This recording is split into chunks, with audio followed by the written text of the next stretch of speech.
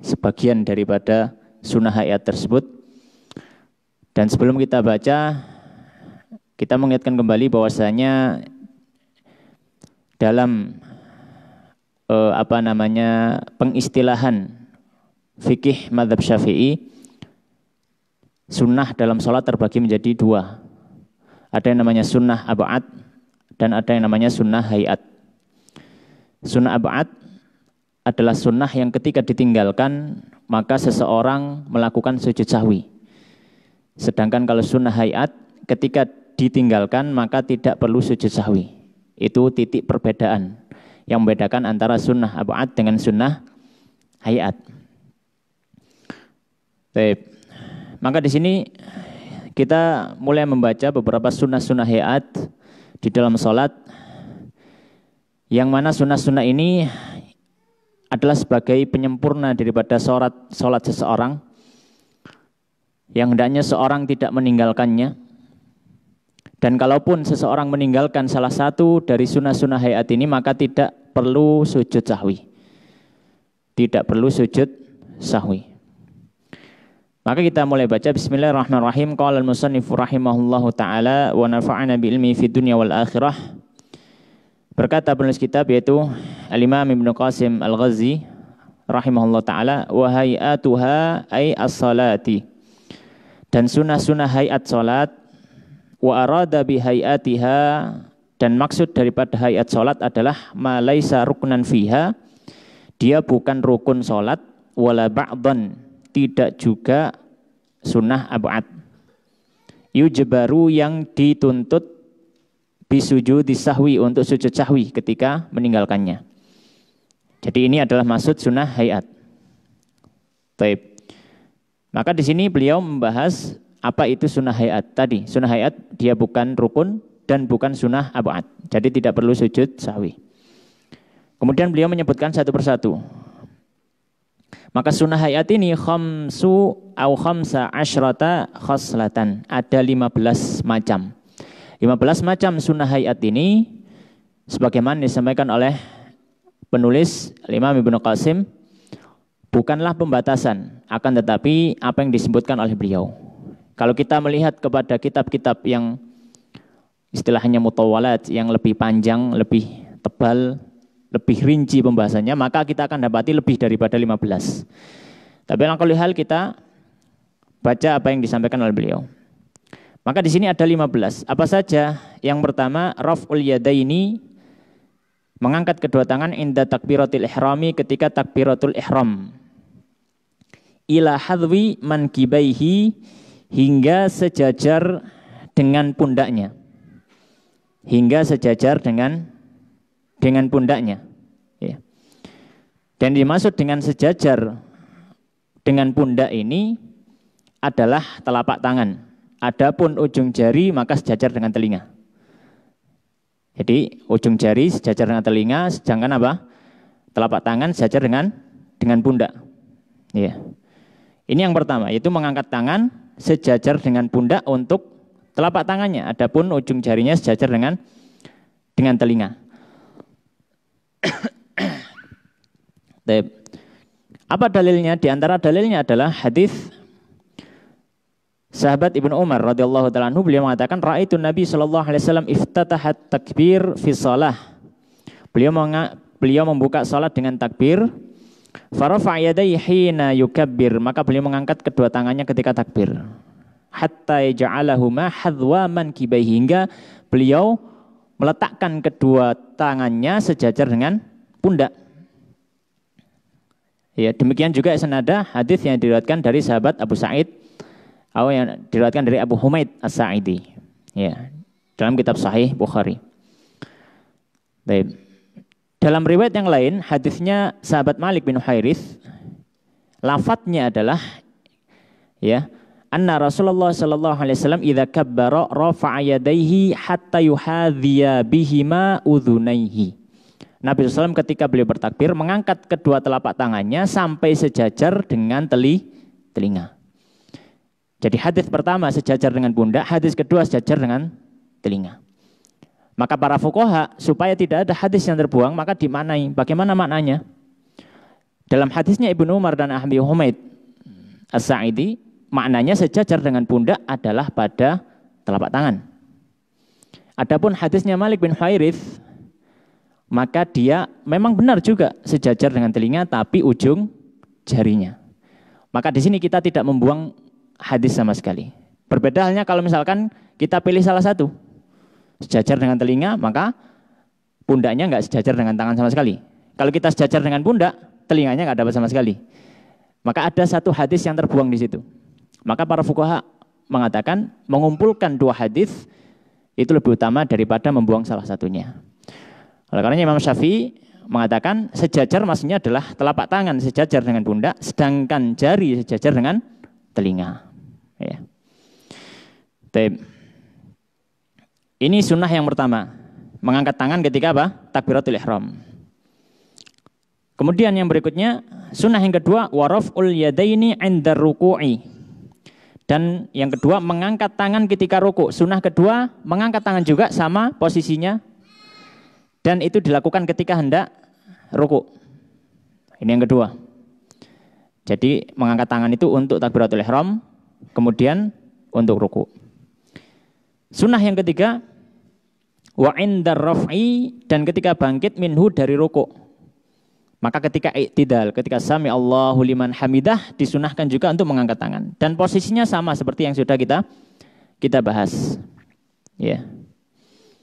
Hal ini sebagaimana dalam hadisnya sahabat Malik bin Huwairits secara lengkap, redaksi secara lengkap tadi, Nabi ketika takbir beliau mengangkat tangan sampai sejajar telinga, kemudian lanjutan hadis wa idza raka'a rafa'a yadayhi hatta yuhadhiya bihima udhunai.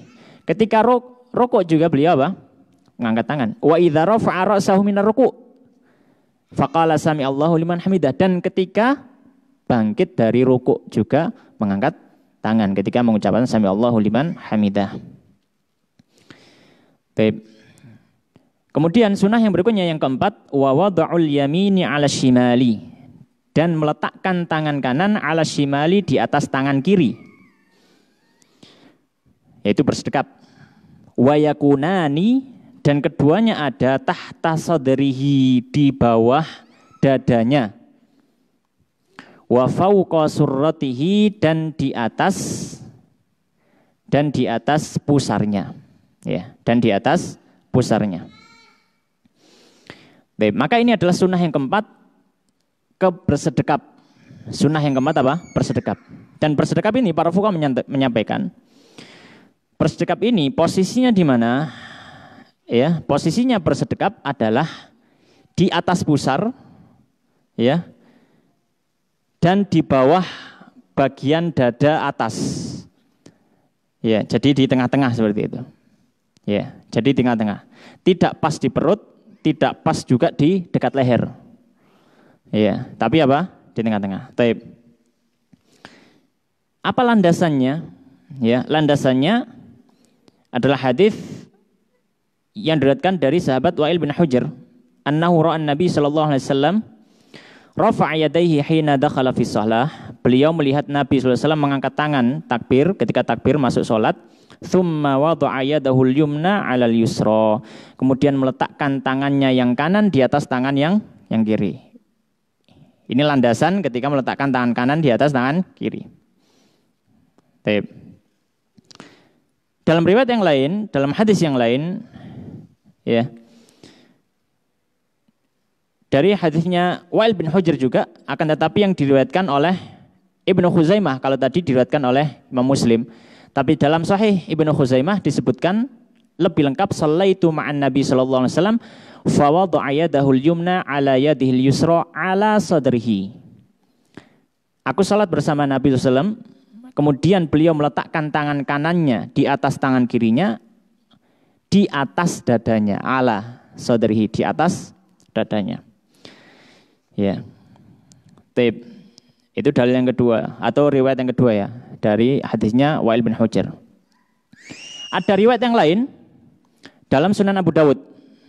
Tapi ini athar dari seorang sahabat, yaitu sahabat Ali radhiyallahu ta'ala anhu, disebutkan dari hadisnya Ibnu Jarir Ad-Dabbi dari ayahnya, Beliau mengatakan raaitu Aliyan radhiyallahu taala anhu yumsiku shimalahu biyaminihi 'ala rusghi fawqa surrah. Kata Jarir Ad-Dabbi tadi, beliau mengatakan aku melihat sahabat Ali radhiyallahu taala ketika sholat, beliau memegang tangan kirinya dengan tangan kanan tepat di rusuk. Rusuk itu apa? Ugel-ugel. Nah, itu ya. Apa ini? Ya ugel-ugel ya, persendian ini. Fauqas surrah, dan beliau letakkan di atas pusar. Hadisnya dalam Sunan Abu Dawud, di atas pusar. Maka ala kulli hal, dari sini para fuqaha menyampaikan bahwasanya meletakkan tangan bersedekap pada waktu sholat adalah di atas pusar. Di atas pusar pada garis atau tepat pada bagian ya tulang rusuk, ya tulang rusuk. Kalau misalkan ada yang berpendapat bahwasanya yang sunnah adalah meletakkan di dada yang paling atas, ya, karena memang dalam teks hadis semuanya itu ala sadrihi atau fauqa ala sadrihi, gitu, di atas dadanya. Maka para fuqaha memahaminya bukan dada bagian atas, tapi adalah di atas dadanya, karena kita sudah sampaikan pada pertemuan sebelumnya, dada itu mencakup semua bagian yang ada sejajar dengan tulang rusuk. Itu dada. Bawahnya tulang rusuk, perut. Maka ketika seorang meletakkan, ya mungkin jenengan silakan dicoba diletakkan tangannya di atas pusar, maka itu pasti megang tulang rusuk, masih tulang rusuknya. Ya. Jadi dalam hadis para fuqaha memaknai bahwasanya ketika meletak, yang dimaksud dalam hadis, lafadz hadis ala sadrihi, bukan yang dekat leher, akan tetapi apa? Yang sejajar dengan tulang rusuknya tadi. Karena sahabat Ali juga mempraktekkan fauqa surratihi, di atas pusar. Ala kulli hal, ya. Sebagian ulama yang lain berpendapat pokoknya tepat di atas pusarnya. Kalau mengambil ada beberapa riwayat dari sahabat yang lain mengatakan pas di pusarnya. Gitu. Ada beberapa pendapat. Ya, termasuk orang nggak salah atau Hambali berpendapat di pusar atau mungkin agak bawah sedikit, ya. Ala kulli hal, maka ini adalah sunnah yang keempat, yaitu apa? Bersedekap, tangan kanan di atas tangan kiri diletakkan, ya, di bawah, di dada bagian bawah dan di atas pusarnya. Kemudian yang kelima, sunnah kelima adalah watawajjuhu, membaca doa tawajjuh. Yang dimaksud dengan doa tawajjuh itu adalah doa iftitah. Maka membaca doa iftitah termasuk sunnah hayat. Yaitu qaulul musalli, ucapan orang yang sholat akibat taharrumi, setelah takbiratul ihram, dia membaca doa wajjahtu wajhiya lilladzi fataras samawati wal arda ila akhirih, hingga akhir ayat, karena itu ngambil dari ayat wajjahtu wajhiya lilladzi fataras samawati wal arda hanifan musliman wa ma ana minal musyrikin, ya. Inna salati wa nusuki wa mahyaya wa mamati lillahi rabbil alamin la syarika lahu wa bidzalikum, dan seterusnya. Ya. Maka di sini intinya adalah membaca doa iftitah. Akan tetapi para ulama lebih memilih, kalau disuruh milih gitu ya, lebih memilih doa ini wajahtu itu. Ya, ini wajahtu. Kenapa? Yang pertama, ini wajahtu ini juga lafadz yang ada di dalam Al-Qur'an. Ya, ada riwayatnya doa iftitah ini dalam hadis, dan dia juga berkesesuaian dengan lafadz yang ada dalam Al-Qur'an. Dalam Al-Qur'an ada, ya, lafadz semacam itu dalam surat Al-An'am, ya. Maka lebih dipilih, ya, ini wajahtu. Kalau misalkan membaca Allahumma ba'id ba'ini, ya boleh juga, silakan. Yang penting membaca apa? Doa iftitah. Oleh karenanya di sini penulis melanjutkan wal muradu, dan maksudnya di sini an yaqulal musalli ba'da taharrum, yaitu orang yang sholat membaca setelah takbiratul ihram doa al-iftitah hadhil ayata, membaca doa iftitah dengan ayat ini au ghairaha, atau selain ayat ini. Yang penting apa? Doa iftitah mimma warada fil istiftah, dari apa yang ada dalam riwayat-riwayat doa iftitah. Maka silakan baca yang dihafal atau yang dia sudah terbiasa dengan itu, silakan, ya. Baik. Kemudian, ma'asyiral muslimin jamaah rahimani wa rahimakumullah. Sunnah yang keenam yang berikutnya, qala wal isti'adzatu, dan isti'adzah ba'da tawajjuhi, setelah membaca doa istiftah. Ya. Dan isti'adzah ini, ya, beliau mengatakan watahsulu bikulli lafzin, dan bisa dilakukan dengan setiap lafaz yastamilu ala ta'awudzi, yang mengandung unsur atau makna ta'awudz. Yang penting ada lafaz a'udzu, ya, a'udzubillah, ya, ada lafaz itu. Maka itu cukup. Tapi yang afdal, kata beliau, wal afdalu, yang lebih afdal dengan membaca a'udzubillahi minasyaitonir rajim. Yang paling afdal, ya. Jadi setelah istiftah, maka dia apa? Baca isti'adzah, ta'awudz, a'udzubillahi minasyaitonir rajim. Yang paling afdal membaca a'udzubillahi minasyaitonir rajim, a'udzubillahi samil alimi minasyaitonir rajim, boleh juga. Tapi kata beliau, tapi yang paling afdal adalah dengan membaca a'udzubillahi minasyaitonir rajim. Ya. Kenapa kok memilih lafaz ini a'udzubillahi minasyaitonir rajim, tidak memilih lafaz a'udzubillahi samil alim? Padahal lebih banyak. Karena lafaz ini juga yang ada di dalam Al-Qur'an. Wa idza qara'tal Qur'ana fasta'idz billahi minasyaitonir rajim. Dalam Al-Qur'an fasta'idz billahi minasyaitonir rajim. Cuma menyebutkan syaitonir rajim, gitu aja. Maka lebih dipilih, lebih disukai oleh Imam Syafi'i daripada lafaz yang lain, karena dia juga senada dengan lafaz Al-Qur'an. Tapi kalau misalkan yang lain juga boleh, ya. Baik. Maka ini termasuk sunahan membaca ta'awudz. Baik. Dalilnya apa? Ya. Dalilnya adalah tadi ayat yang kita baca, Allah Subhanahu wa taala firman di dalam surat An-Nahl ayat 97. Allah menyampaikan fa idza qara'tal Qur'ana fasta'idz billahi minasyaitonir rajim. Dan apabila kamu membaca Al-Qur'an, maka mintalah perlindungan kepada Allah dari setan yang terkutuk. Maka kapanpun kita ingin membaca Al-Qur'an, disunnahkan untuk membaca ta'awudz. Apalagi kita dalam sholat. Ini konteksnya kita membaca apa? Al-Fatihah. Ya, setelah istiftah kan Al-Fatihah, tapi kita sunnah untuk membaca apa? Doa, membaca ta'awudz. Baik. Sunnah yang berikutnya, sunnah yang ketujuh sekarang. Beliau mengatakan qala wal jahru fi maudhi'ihi, dan mengeraskan bacaan di tempat mengeraskan bacaan. Wahwa, dan tempat mengeraskan bacaan itu adalah as-subuhu, salat subuh, wa aulaya al-maghribi wal isya'i, dan 2 rakaat pertama dari salat maghrib dan salat isya, wal jumu'ati, dan salat Jumat, wal jumu'atu, dan salat Jumat, wal idani, dan 2 salat id. Maka ini adalah tempat-tempat yang disunahkan untuk mengeraskan bacaan. Jadi mengeraskan bacaan waktu salat, ya, itu hukumnya adalah sunnah hayat. Ya, sunnah hayat. Maka kalau ada orang yang misalkan sholat isya kok tidak dikeraskan bacaannya, atau misalkan dia sholat zuhur kok dikeraskan bacaannya, ini tidak sampai membatalkan sholat. Bahkan juga tidak perlu untuk sujud sahwi. Karena pernah terjadi gitu ya.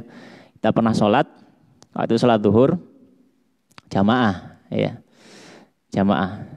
Kemudian tiba-tiba yang imamnya itu, imam kita, sholat zuhur itu membacanya keras, Al-Fatihah dan suratnya. Waktu itu kita masih anak-anak ya, agak bingung gitu, ini gimana sholat isya agak gitu. Ya gitulah, kalau nggak punya ilmu ya, jangan bingung ya. Ya makanya belajar itu adalah suatu yang wajib, kata Nabi Shallallahu Alaihi Wasallam, apalagi belajar ilmu agama. Kita akhirnya bingung, waduh gimana ini? Ya, akhirnya ya dianggap sahih gitu, karena kita ya itu bukan menentu apa, kesimpulan itu diambil bukan dengan ilmu ya, karena dengan malasnya kita aja untuk mengulangi sholat gitu ya, akhirnya dianggap sah itu. Karena memang secara hukum fikih ya sah saja, ya. Tapi aku lihat termasuk kesunahan adalah mengeraskan bacaan di tempat yang keras. Wal israru, dan melirihkan bacaan fi maudhi'ihi, di tempat untuk melirihkan bacaan. Ya, kapan itu? Wa huwa ma'adalladzi dzukira. Dan yang dilirihkan adalah di sholat-sholat atau di tempat-tempat yang tidak disebutkan. Berarti sholat apa? Sholat zuhur, sholat asar. Maka ini apa? Melirihkan bacaannya. Ya, maka dia melirihkan bacaannya. Dan para ulama memberi suatu kaidah umum secara asal. Kalau sholat itu, ya secara asal.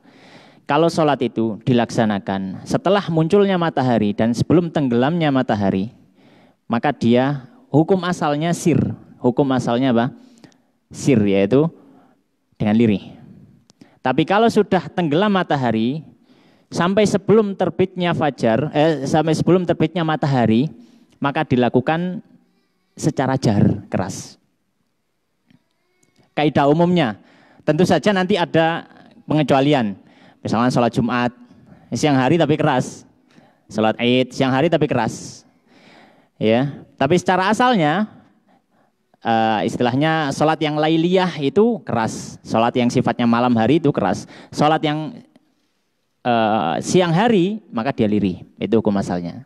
Ya, tentu saja dengan pengecualian-pengecualian. Baik. Dalilnya apa? Ya, dalilnya banyak. Dalam riwayat-riwayat diantaranya seperti hadisnya Al-Barra ibn Azib radhiyallahu ta'ala beliau mengatakan, sami'tun Nabi sallallahu alaihi wasallam yaqra'u wattini wazaitun fil isya. Kata sahabat Barra, aku mendengar. Mendengar itu berarti bacaannya Nabi apa? Keras. Kata sahabat Barra, aku mendengar Nabi sallallahu ketika salat isya membaca surat At-Tin, wattini wazaitun. Wa ma sami'tu ahadan ahsana sautan minhu, dan aku tidak pernah mendengar seorang yang lebih bagus suaranya daripada Nabi. Itu Isya. Dan yang lain misalkan hadisnya Jubair bin Mut'im, beliau mengatakan sami'tu Nabi sallallahu qara'a fil maghribi bitur. Membaca, aku mendengar Nabi membaca pada salat maghrib surat At-Tur. Ya. Wa tur wa kitabim mastur dan seterusnya itu. Dan itu lafadznya sami'tu, aku mendengar, berarti Nabi keras. Adapun lirih, ya, seperti dalilnya adalah hadisnya Khabbab ibn al-Ard radhiyallahu ta'ala anhu. Ada yang bertanya kepada beliau, apakah Nabi SAW membaca Al-Quran pada saat zuhur dan asar? Ada yang bertanya kepada sahabat Khabbab. Maka sahabat Khabbab mengatakan, na'am, iya. Beliau membaca surat pendek juga pada waktu apa? Zuhur dan asar. Maka yang bertanya tadi bertanya lagi, bima kuntum ta'rifuna dzalik? Kok bisa kalian tahu?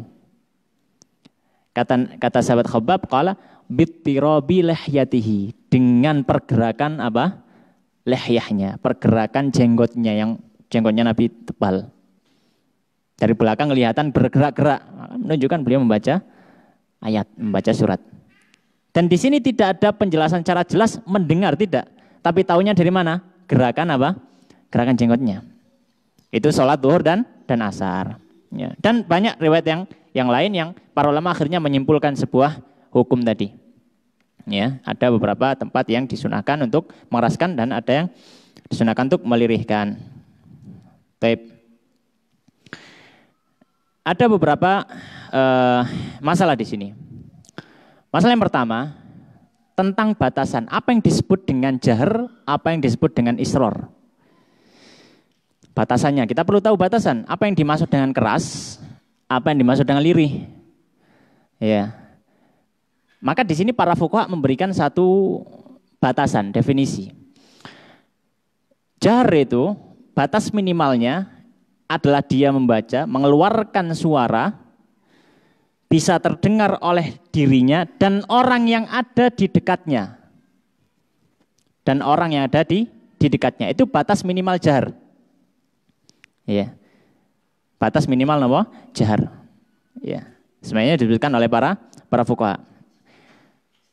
Nah, kalau asir, ya, atau apa namanya, lirih, ya, lirih itu maka dia membaca, mengeluarkan suara yang dapat didengar oleh dirinya, namun tidak sampai didengar oleh orang yang ada di dekatnya.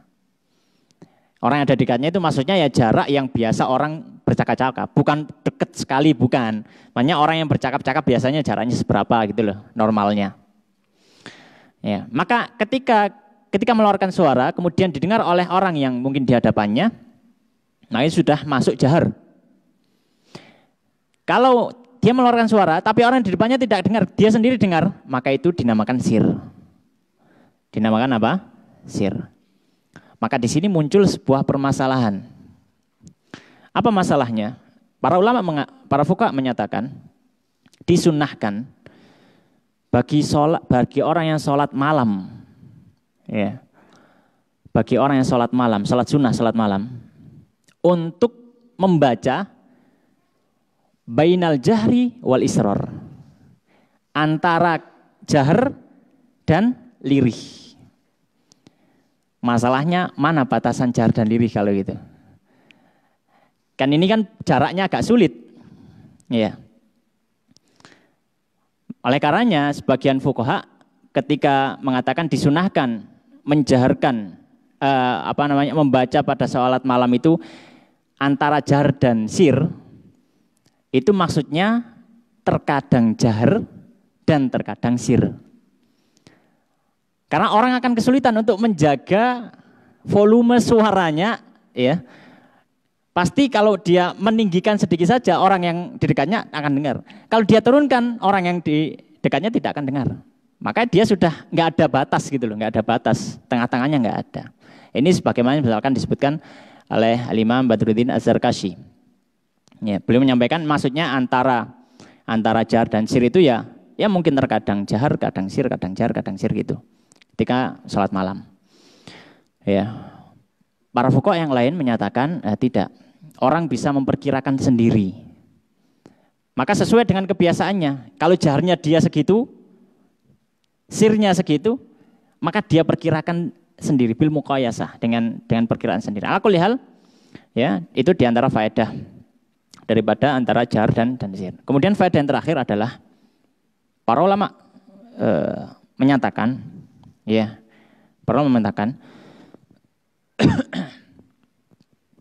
bagi wanita yang dia sholat, kemudian ada ajnabi di sisinya, yang kalau dia jaharkan, ajnabi tadi akan mendengar, maka dia disunahkan untuk, atau dia tidak disunahkan untuk jahar, meskipun sholatnya harusnya jahar.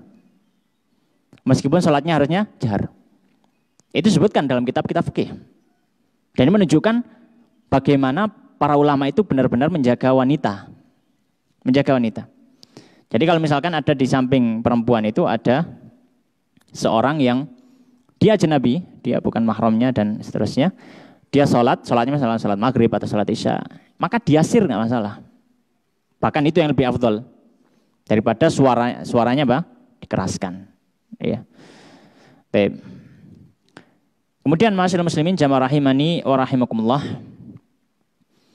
Dan termasuk juga yang dikatakan oleh para ulama, tidak dianjurkan mengeraskan bacaan ketika sampai level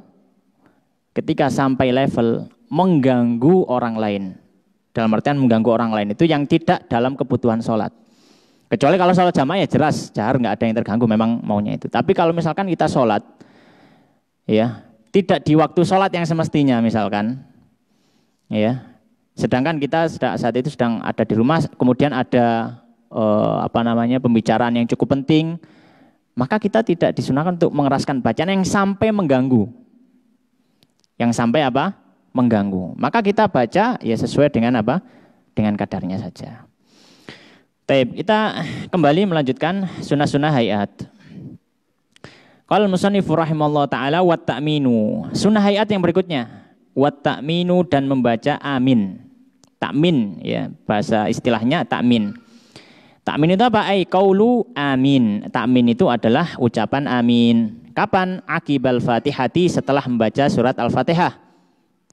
Liqari'iha, bagi orang yang membaca Al-Fatihah fi sholatin, baik dalam sholat wa ghairiha ataupun di luar sholat. Ya, maka di sini sunnah hayat yang ke-8 adalah ucapan amin. Ya, ucapan apa? Amin. Ya. Dalilnya apa? Dalilnya adalah hadis yang cukup masyhur, kita sering dengar. Hadisnya Abu Hurairah. Ya, bahwasanya Nabi mengatakan idza ammanal imam fa aminu. Jika imam mengucapkan amin, maka ucapkan amin.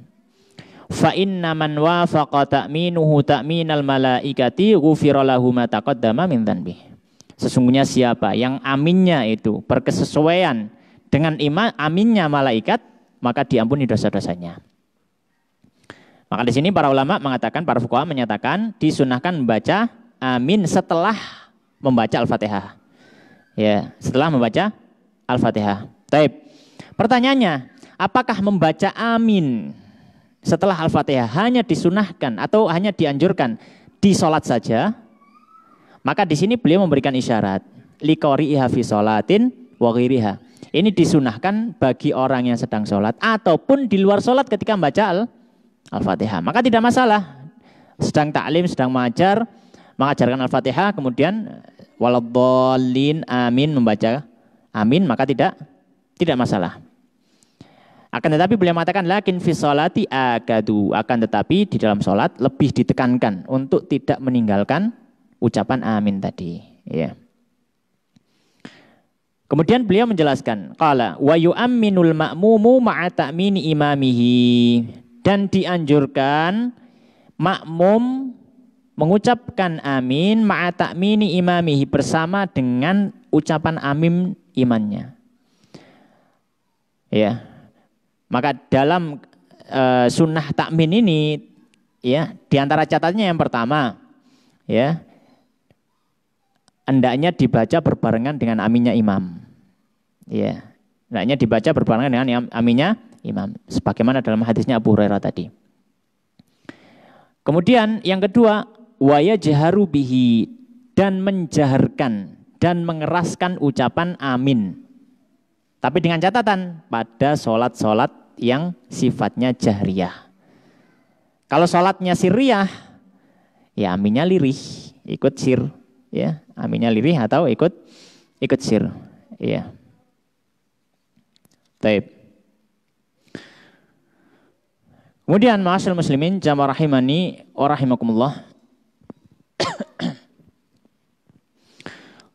Dan di sini barangkali mungkin kita ada yang sholatnya mungkin masbuk. Masbuk tetap berusaha membaca Al-Fatihah sedapatnya. Taruhlah dia membaca Al-Fatihah dan dapat sampai selesai. Dan imam sedang baca surat pendek. Taib. Maka ketika kita masbuk, kemudian kita membaca Al-Fatihah, sedangkan imam sudah lewat itu kan, kita juga tetap disunahkan untuk membaca amin. Untuk Al-Fatihah kita sendiri, bukan Al-Fatihahnya imam. Untuk Al-Fatihah kita sendiri, bukan Al-Fatihahnya imam. Ya. Baik. Kalau misalkan imamnya baca Al-Fatihah, kemudian sudah mencapai amin, kita disunahkan untuk mengucap amin, meskipun kita tidak membaca Al-Fatihah. Setelah itu kita membaca Al-Fatihah. Ya, setelah itu kita membaca Al-Fatihah. Maka setelah waladhdallin untuk Al-Fatihah kita sendiri, maka juga disunahkan lagi untuk mengucapkan amin. Ucapan amin yang pertama tadi mengikuti bacaannya imam. Sedangkan amin yang kedua bacaannya sendiri. Itu yang disampaikan oleh para fuqaha. Ya. Taib.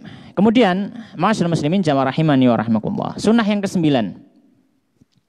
Wa qira'atus surati ba'dal Fatihati.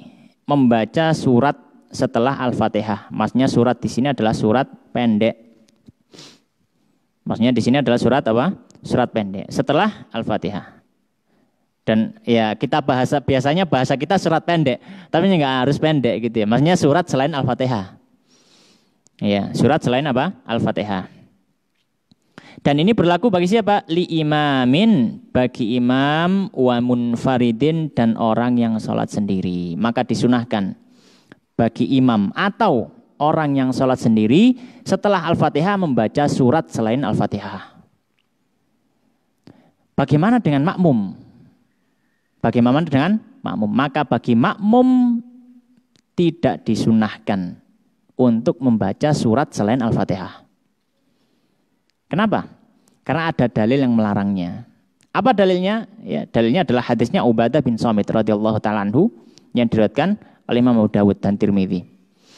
Ya, beliau mengatakan, kami dulu di belakang Nabi sallallahu alaihi wasallam, kunna khalfa Rasulillah sallallahu alaihi wasallam fi salatil fajr, pada waktu salat subuh. Faqara'a Rasulullah sallallahu alaihi wasallam, ya. Fathaqulat alaihil qiraah. Kemudian ketika Nabi membaca surat, bacaannya berat, makanya agak nyandet-nyandet gitu loh, ya, berat bacaannya. Falamma faragha, ketika Nabi selesai, qala, maka Nabi mengatakan, la'allakum taqra'una khalfa imamikum. Sepertinya kalian tadi kok membaca surat di belakang imam kalian, membaca Al-Quran. Maka para sahabat mengatakan, qulna na'am hadza ya Rasulullah. Ya memang seperti itu wahai Nabi. Jenengan ngimami, kita juga baca Quran. Maka kata Nabi SAW, la taf'alu, jangan lakukan. Jangan baca Quran di belakang imam. Illa bifatihatil kitab. Kecuali baca Al-Fatihah. Ya, fa innahu la salata liman lam yaqra biha, karena tidak dianggap sah salat seseorang yang tidak membaca Al-Fatihah. Maka Nabi melarang membaca surat selain Al-Fatihah di belakang imam bagi makmum. Kenapa? Karena hikmahnya adalah bisa membuat atau mengacaukan, ya, mengacaukan bacaan apa imamnya. Itu diantara hikmah, tapi bukan alasan, ya. Itu diantara hikmahnya. Oleh karenanya ketika menjadi makmum yang dibaca cukup Al-Fatihah saja. Kalau Al-Fatihah memang harus, tapi surat yang lain maka tidak disunahkan.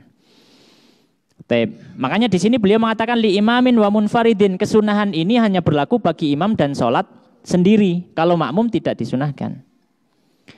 Dan kapan membaca surat selain Al-Fatihah? Beliau mengatakan fi raq'atai subhi, di 2 rakaat subuh, wa ulayai ghairiha, dan 2 rakaat pertama selain subuh.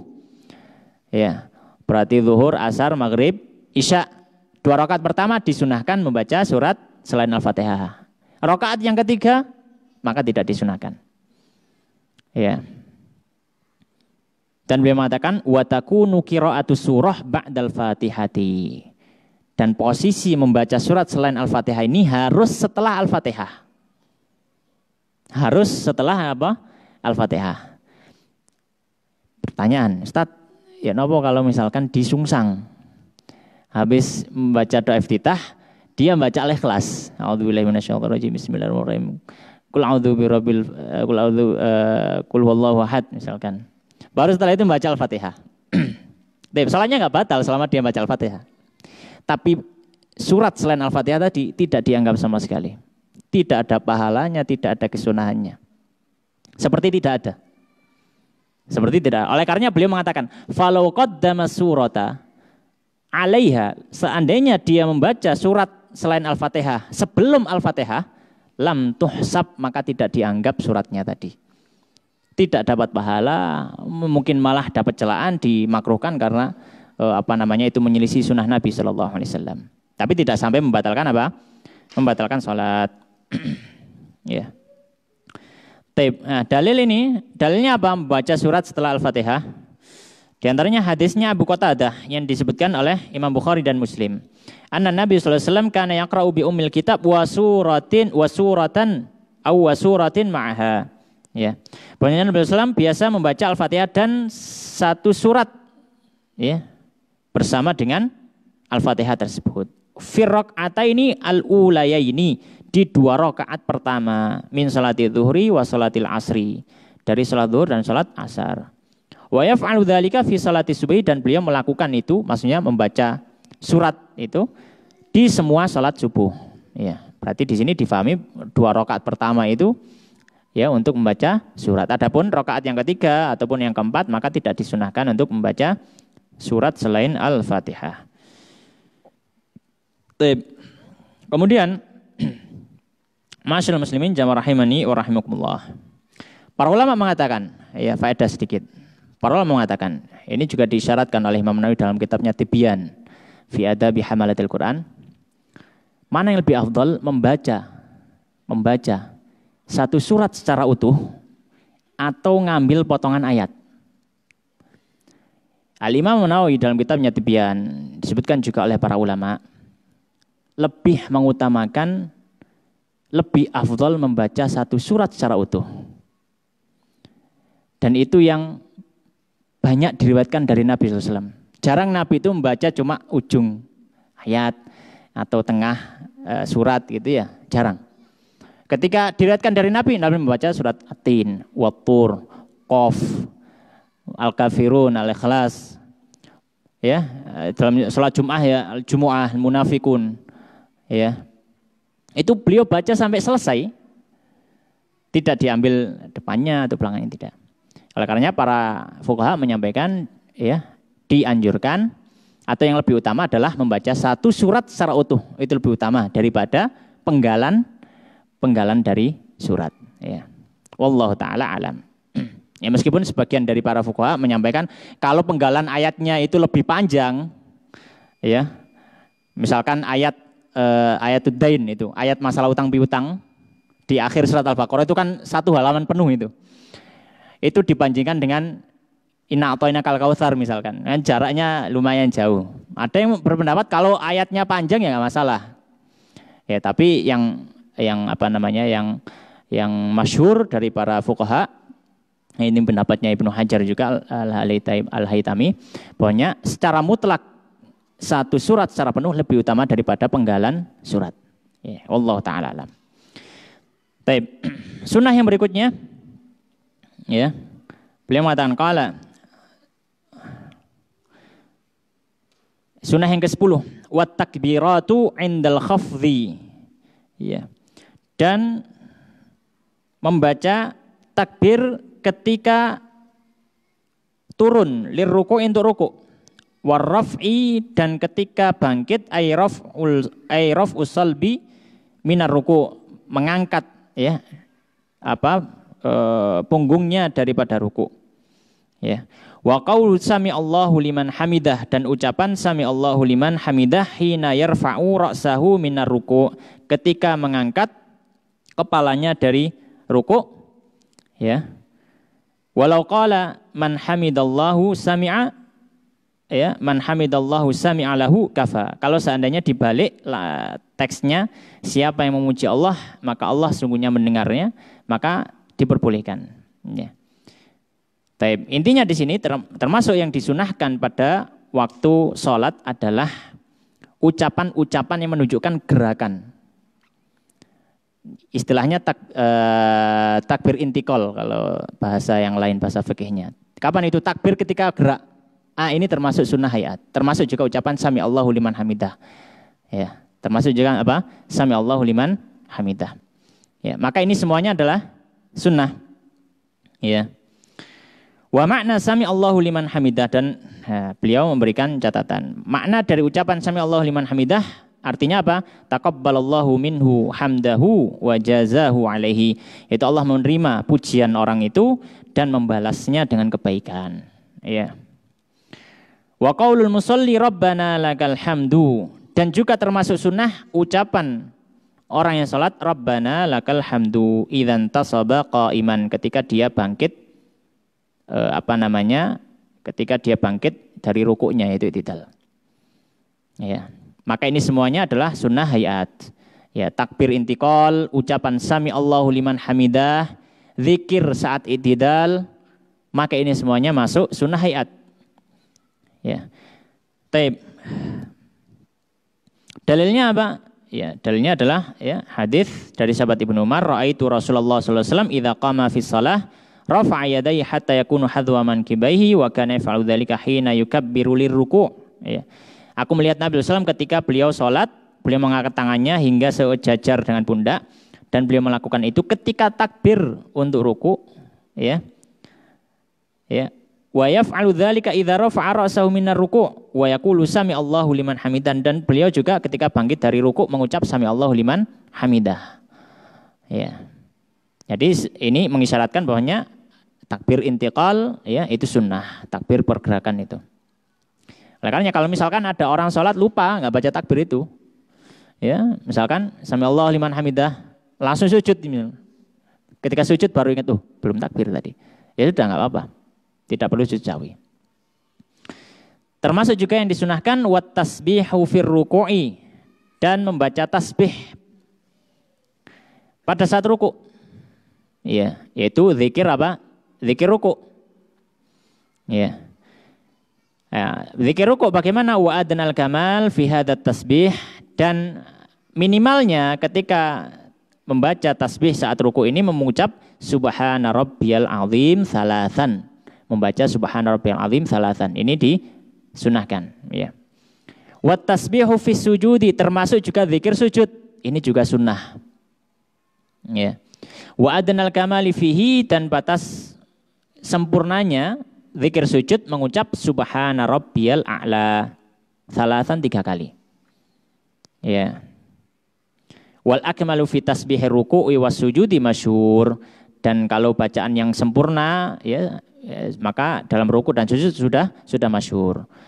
Ya, bisa membaca subhana rabbiyal a'la atau subhana rabbiyal azim 3 kali, atau bisa juga subhana rabbiyal a'la wa bihamdihi, ditambahi wa bihamdihi karena ada riwayat dari Abu Dawud, ya. Subhana rabbil azimi wa bihamdi juga diperbolehkan. Ya. Bisa juga membaca subhanakallahumma wa bihamdika astaghfiruka wa atubu ilaik gitu ya. Itu juga bisa membaca doa itu, dan doa-doa yang ada dalam zikir rukuk ataupun sujud, ya. Sebagaimana hadisnya diriwayatkan ya di dalam Sunan Abu Dawud dan juga selainnya. Ya. Kalau yang tambahan wa bihamdihi ya, maka diriwayatkan oleh Abu Dawud ya, dan itu nomor 870. Baik. Mungkin adzan terlebih dahulu, kemudian kita baca beberapa sunnah lagi ya, kurang sedikit.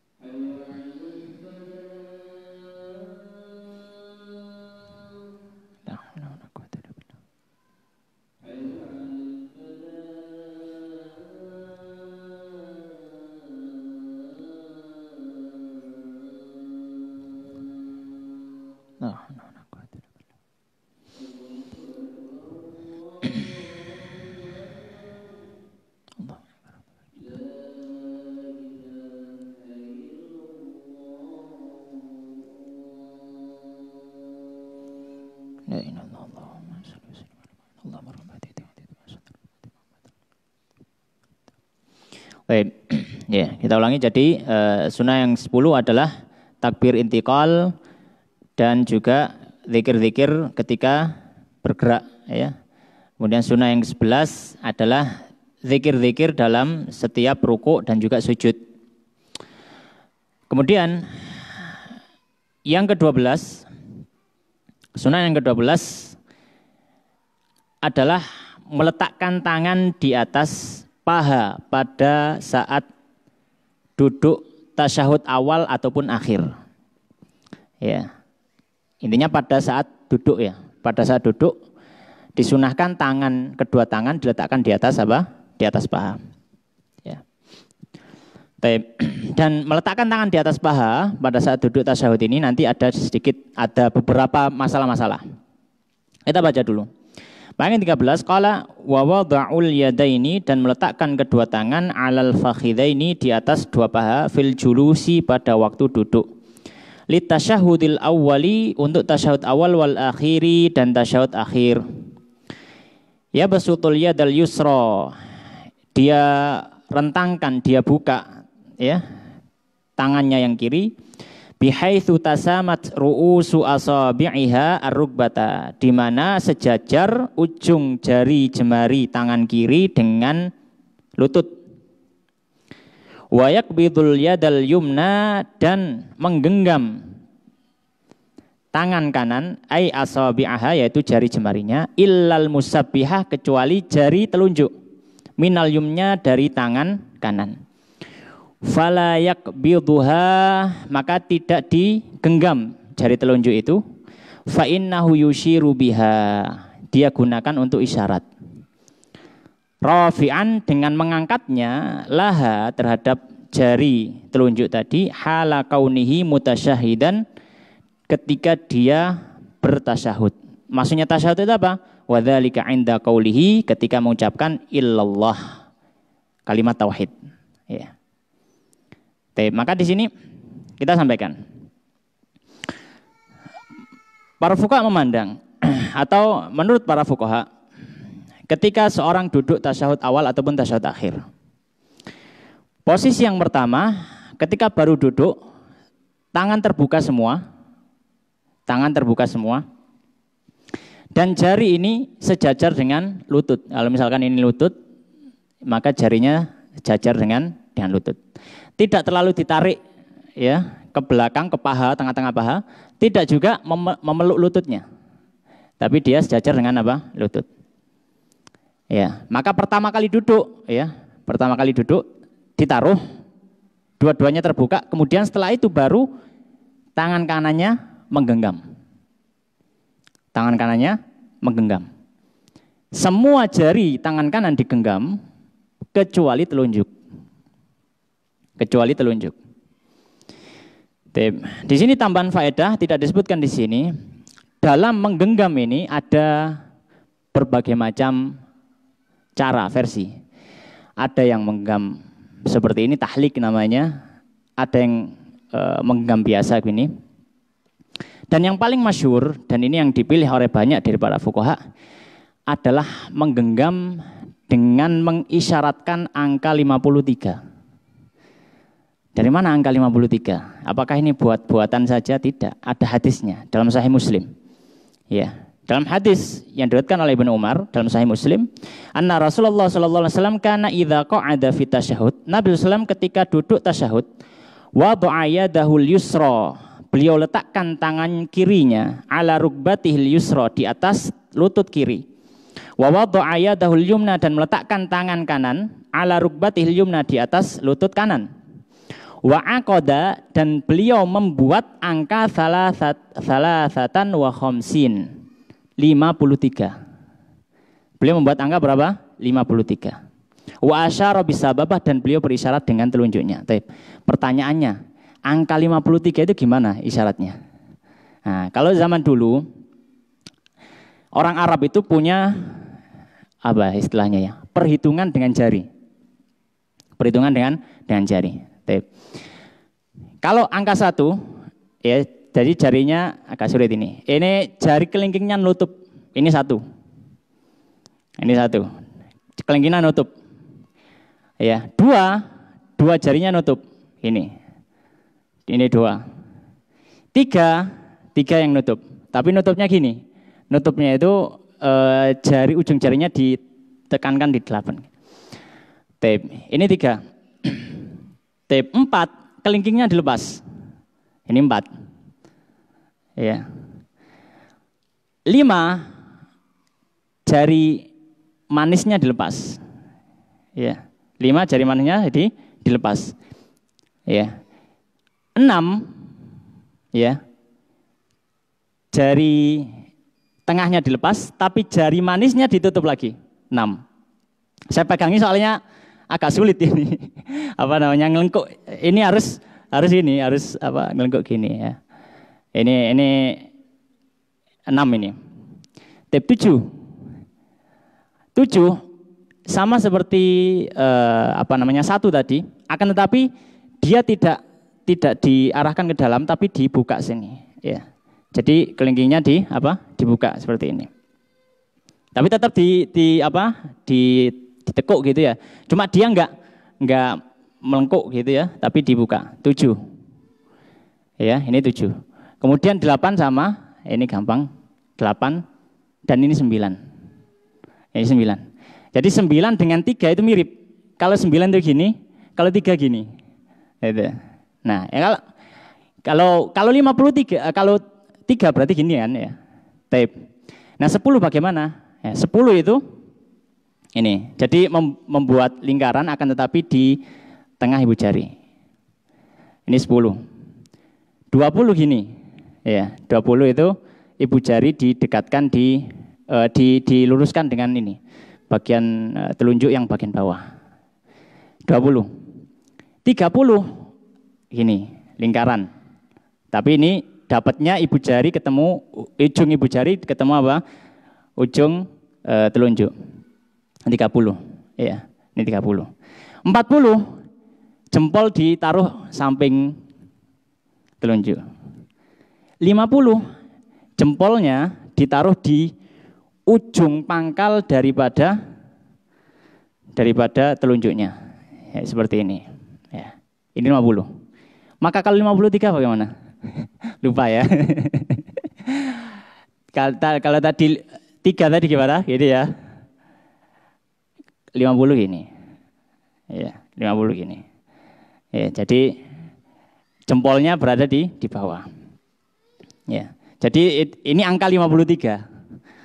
Kok bisa orang Arab itu apa-apal gitu ya, hafal. Cuma ya kita nggak tahu itu adat mereka, tradisi mereka. Mereka punya apa namanya cara-cara seperti ini. Nah, apa namanya istilahnya jaritmatika gitu ya. Sebagian membahasakan dengan jaritmatika. Hitungan jari itu disebutkan oleh para fuqaha di kitab-kitab syarah hadis. Bisa dilihat di syarah Sahih Muslim, bisa dilihat di Subul Salam, Syarah Bulughul Maram. Itu caranya seperti itu. Ini 53.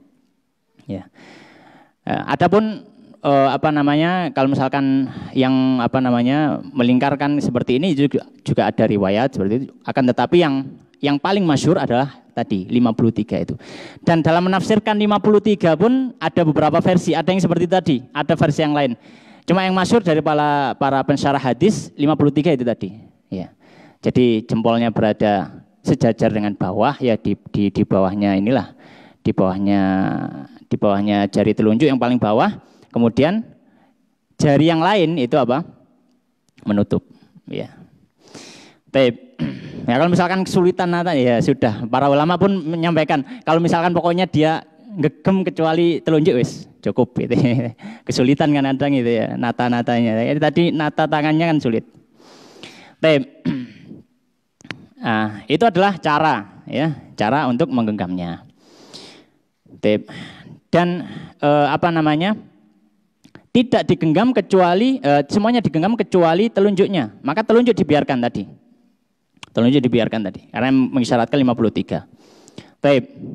Nah, telunjuk ini kalau dalam mazhab Syafi'i yang mu'tamad dia diangkat sekali ketika mengucapkan tasyahud.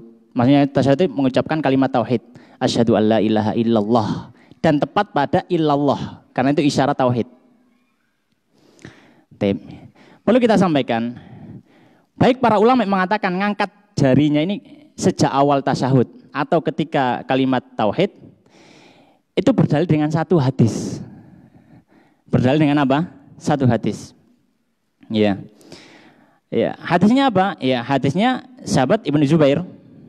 Bahwasanya kana Rasulullah SAW idza qa'ada yad'u wa da'a yadahul yumna ala fakhidil yumna wa yadahul yusra ala fakhidil yusra wa asyara bi isbi'il sababah. Nabi SAW ketika duduk tasyahud, beliau letakkan tangan kanan di atas paha kanan, tangan kiri di atas paha kiri, dan beliau berisyarat dengan telunjuk. Lafadz hadis hanya berisyarat dengan telunjuk. Maka di sini para fuqaha khilaf pendapat. Kapan isyaratnya? Sebagian berpendapat ngangkatnya sejak awal. Ngangkatnya apa sejak awal. Sebagian ulama yang lain, para fuqaha, dan ini pendapat mutamad dalam madzhab Syafi'i, ketika lafaz tauhid saja, yaitu ketika tasyahud, asyhadu alla ilaha illallah. Kenapa kok ketika lafaz tauhid saja? Karena dalam urf, ya khitab Arabi, dalam urf pembicaraan Arab, gitu ya. Ketika orang itu berisyarat, ya, kepada Allah Subhanahu Wa Taala, dia akan berisyarat ketika mentauhidkan Allah Subhanahu Wa Taala. Ya, wa asyhadu alla ilaha illallah, kan gitu. Jadi ketika jari telunjuk itu diangkat, itu biasanya ketika mengisyaratkan apa? Tauhid. Ya. Mengisyaratkan apa? Tauhid. Ya, bapak-bapak yang sudah ngaji kan gini, kalau foto ya. Isyarat apa ini? Istrinya satu. Isyarat tauhid kan itu ya. Isyarat tauhid ini, isyarat tauhid. Maka ketika ngangkat pada waktu apa? Illallah. Karena di situ lafaz tauhid di situ. Di lafaz tasyahud itu tahiyatul mubarakatuh salawatun, enggak ada lafaz tauhid kecuali illallah. Asyhadu alla ilaha illallah. Karena di situ letak tauhid. Ala kulli hal ini adalah khilaf ya dari para ulama. Dan beliau menambahkan wala yuharrikuha, masalah yang lain tentang masalah menggerakkan jari. Menggerakkan apa? Jari. Beliau mengatakan dan tidak digerakkan fa in harrakaha kuriha. Jika digerak-gerakkan makruh hukumnya. Mungkin kita baru dengar ya. Iya. Selama ini yang kita tahu kan malah yang sunnah apa? Menggerak-gerakkan. Fa innahu asyaddu 'ala syaitan. Ya gitu kan. Lebih keras daripada setan. Tapi ada pendapat ulama yang mengatakan bahkan makruh kalau digerak-gerakkan. Wala tabtulu salatu fil asah, tapi tidak sampai membatalkan salat karena itu gerakan kecil. Taib ala kulli hal. Apa dalil yang mengatakan bahwasanya dimakruhkan untuk menggerak-gerakkan? Dalilnya adalah hadis dari sahabat Ibnu Zubair. Riwayat yang lain dalam Abu Dawud. Dalam hadis disebutkan annahu dzakara au annahu dzukira anna Nabi sallallahu alaihi wasallam kana yushiru bi usbu'ihi idza da'a. Nabi SAW berisyarat dengan jarinya ketika berdoa wala yuharrikuha, dan Nabi tidak menggerak-gerakkannya. Dan Nabi tidak menggerak-gerakkannya.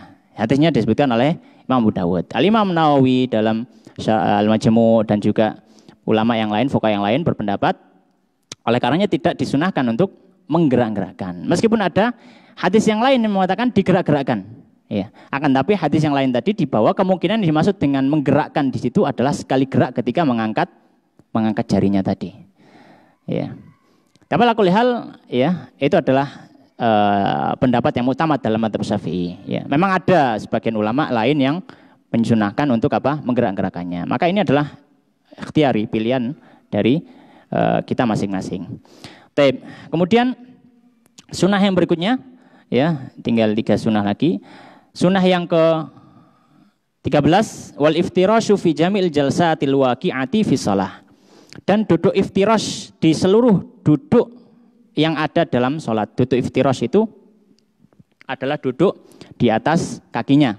Itu iftirash.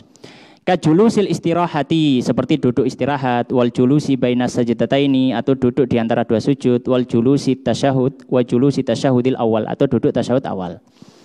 Maka disunahkan dalam sholat ya untuk duduk iftirash, duduk di atas kakinya. Dan kaidahnya gini.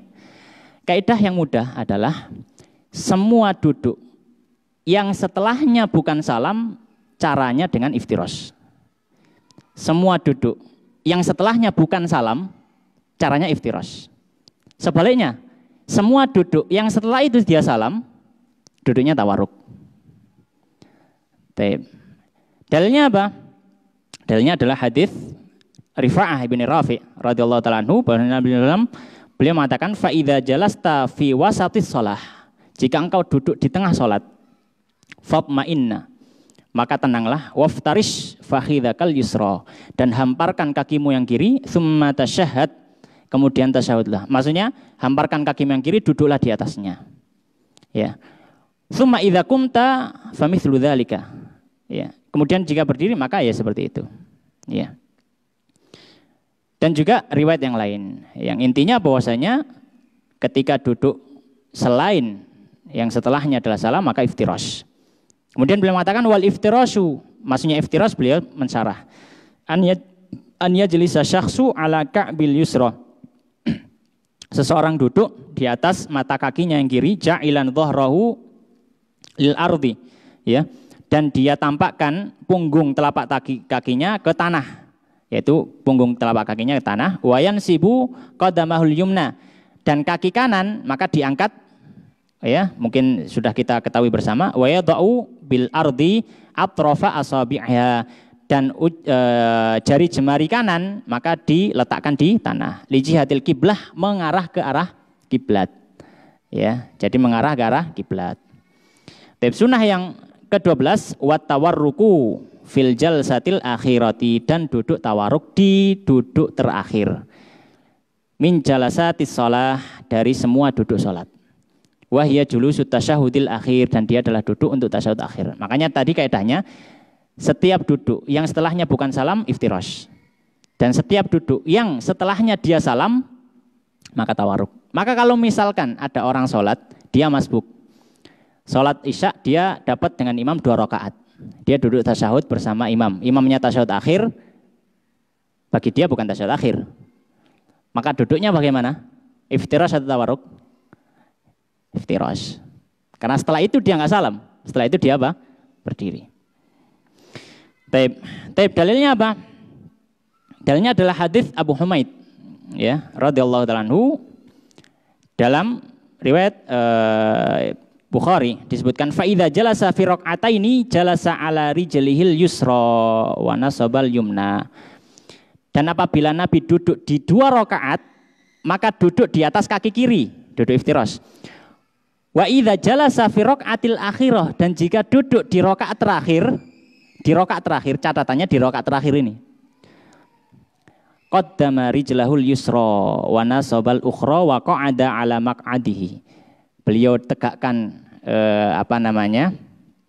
kaki kanannya dan kaki kirinya di arah maju, dia duduk di atas pantatnya, duduk tawarruk. Di lafadz hadisnya fi raq'atil akhirah, di setiap rakaat terakhir. Maka apapun sholatnya selama dia rakaat terakhir, duduknya apa? Tawarruk. Ya. Kemudian beliau mengatakan wa tawarruku mithlul iftirash, tawarruk itu seperti duduk iftirash, illa annal musalliya yukhriju yasarahu ala hayatiha fil iftirash. Hanya saja orang yang sholat ketika duduk tawarruk, dia mengarahkan maju kaki kirinya, ya, min jihati yaminihi, dari sisi kanannya, wa yulsiku warikahu bil ardi, dan menempelkan pantatnya ke tanah.